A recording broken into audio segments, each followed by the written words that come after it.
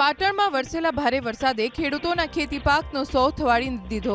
ખેતરો બેટમાં ફેરવાયા। ખેતરોમાં 2 થી 3 ફૂટ પાણી ભરાઈ ચૂક્યા છે। સમી તાલુકાના સોનાર ગામના દ્રશ્યો જુઓ। ખેડૂતોના મોઢે આવેલો કોળિયો પણ જાણે છીનવાઈ ગયો।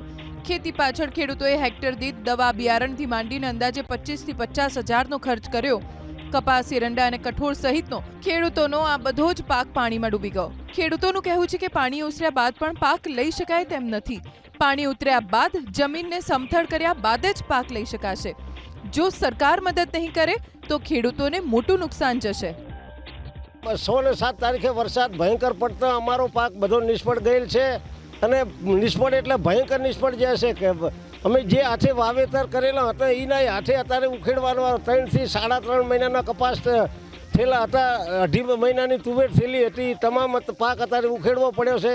અને સરકાર આગળ મારે વિનંતી છે કે તાત્કાલિક ખેડૂતોને વળતર આલી અને તો જ નવું વાવેતર કાંઈક કરી શકે।